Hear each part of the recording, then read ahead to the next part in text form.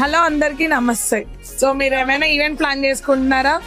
So మీకు ఒక మంచి భోజనం, ఒక మధురమైన జ్ఞాపకం ఇవ్వాలి అనుకుంటే సో మా రేఖా క్యాటరింగ్ ని సంప్రదించండి.